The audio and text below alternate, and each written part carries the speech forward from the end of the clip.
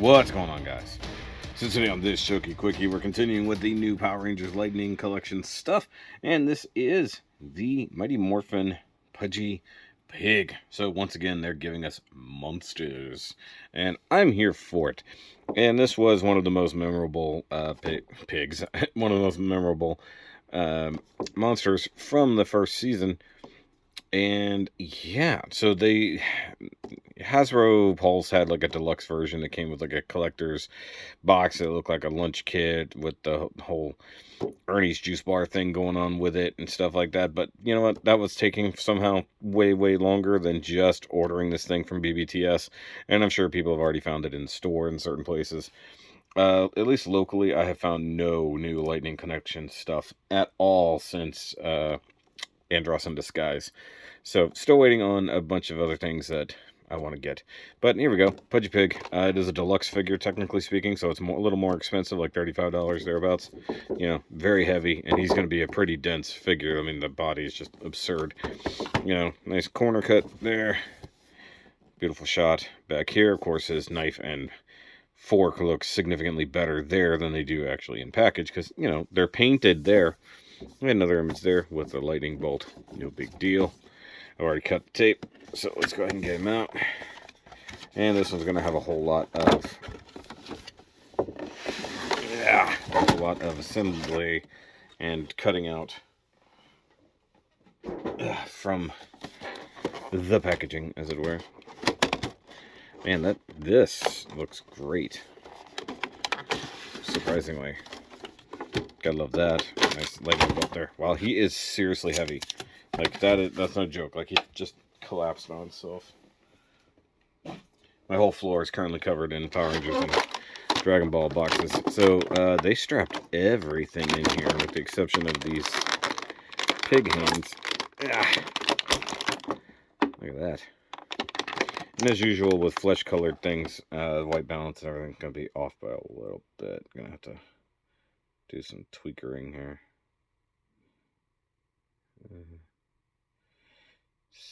Somewhere in there.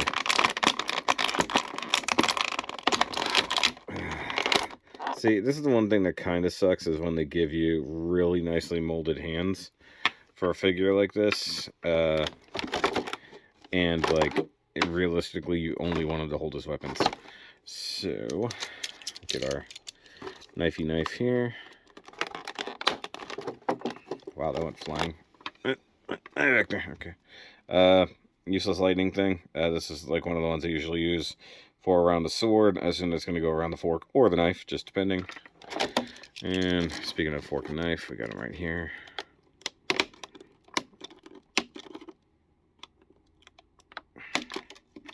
The good thing is, this is a very sharp blade, although I should get a spudger, not a spudger, some nippers that make my life easier.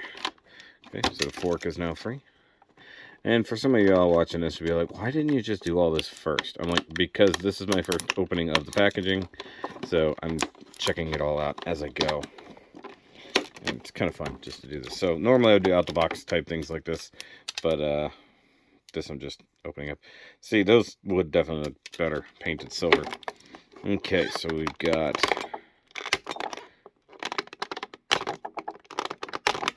cut all of these. Just to cut him free. And then this back here. Yeah. So we gotta get his little helmeted mohawk here. And I'm trying to remember, I don't know what he was made from. So Rita sometimes would create creatures from existing things, and then sometimes it would be Finster's doing. I don't know if he was one of Finster's doing, or it was a modified existing thing.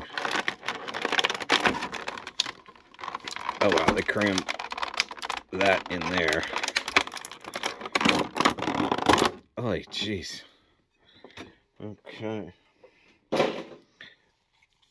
Seriously heavy. This guy is literally not going to stand on his own, if I had to guess. Yeah, look at all the little plastic clippies everywhere. Look at this. So that's annoying. Alright, so let's do some quick assembly. Yeah, judging by how loose these legs are, he is not going to stay standing for much longer. Especially given how heavy he is. I mean, that's got to be a pound of plastic going on in here. Like, that's absurd. Alright, so we got 2 clip-in pegs. A couple holes there. Let's see if I can do this without breaking anything.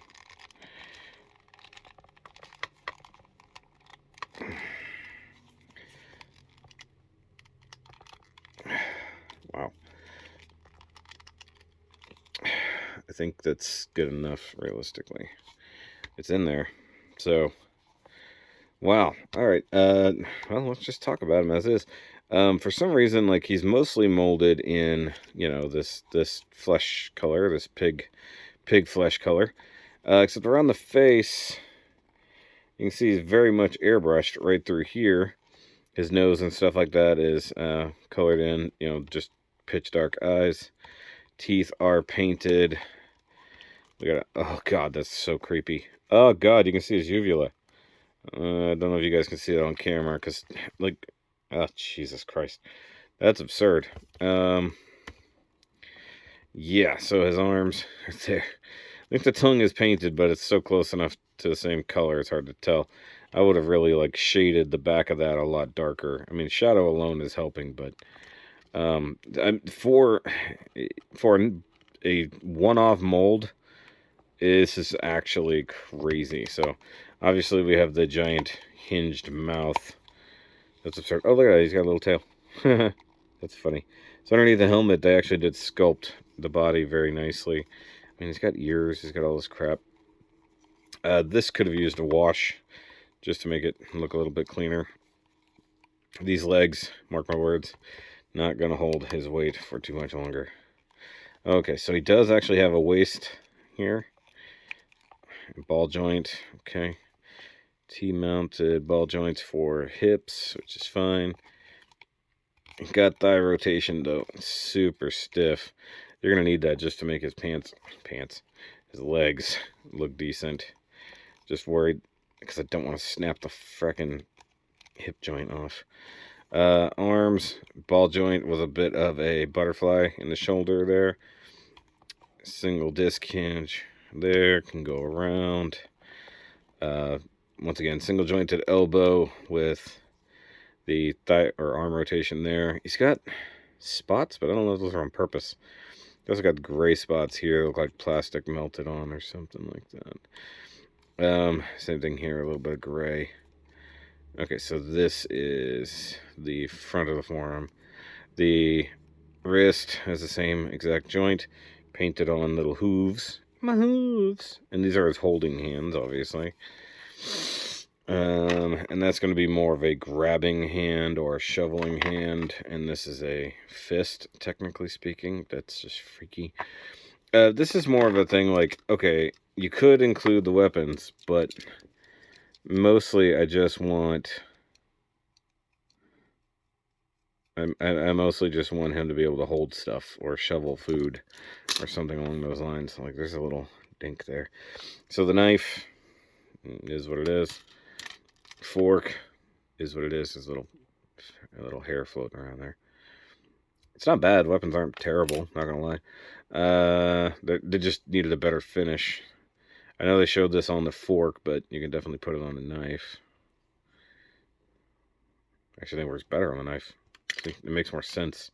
Like, why would you put this here? Like, this is just stupid. Like, that doesn't even work. Yeah, it works better on the knife. Alright, let's see if we can get him to hold these things. I don't even know if he will. We'll see. Just because it shows he can, doesn't mean he will. Alright, so there's that.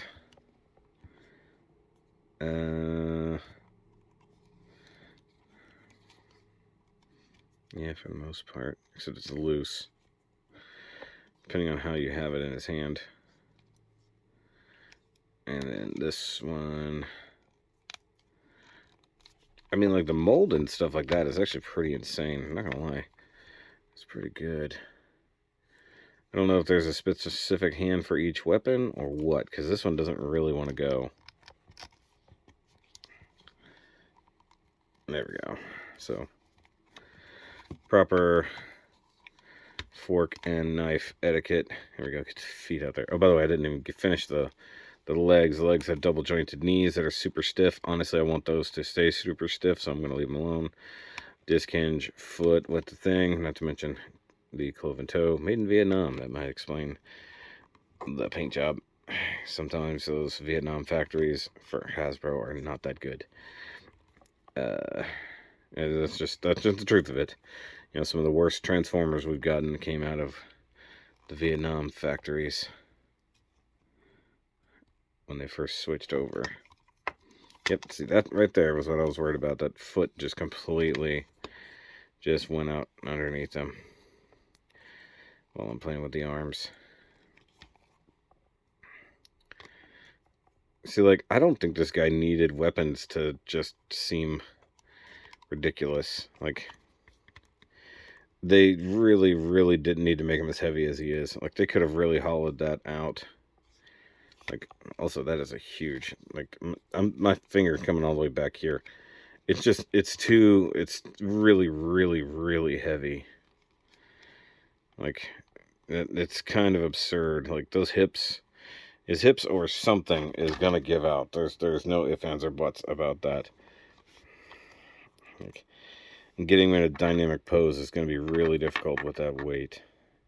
See, part of me doesn't even want to use the weapons. Part of me just wants him to have, like, the crazy, like, open hand and stuff like that. So that might be what I end up doing. Yeah, he does not want to hold this. Like, that's just not doing.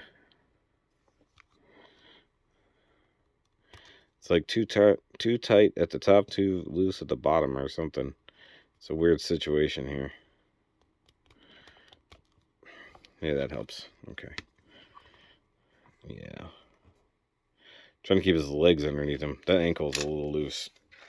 Alright, so let's get a comparison here. There's Wally. You know, so he's actually a good sized freaking figure. Where is he? Here is Golder. So, I mean, that's close. I mean, like, if I remember correctly, Pudgy Pig never made it up to enlarged size, if I remember correctly. I think he was killed by the power blaster. I don't have the other monsters out right now, so I can't compare. And there he actually is, versus the original 5, because this was way back before even Tommy came around. I think I have them marginally in the right position. I'll have to really look at that. That's them taking down the piggy boy.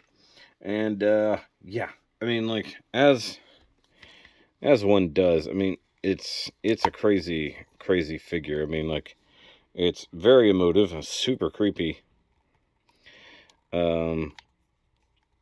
And it just, I don't know. It really works, but at the same time, it's like terrifying.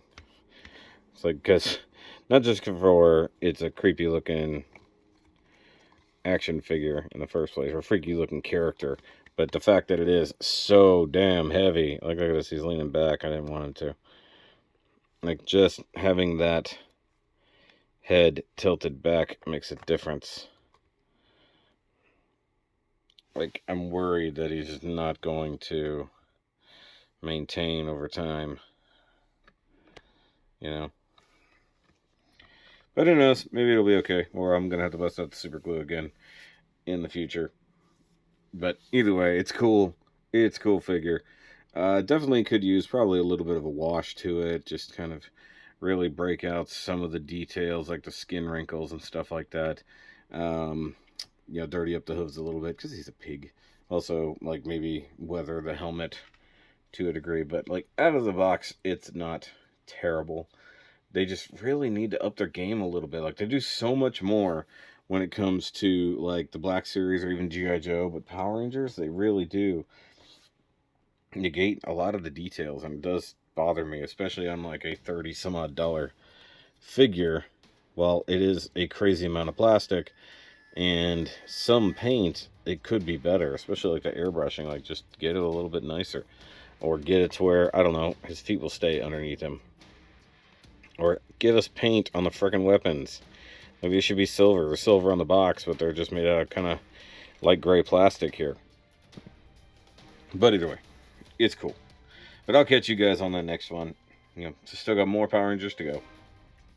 And remember, as always, keep on nerding.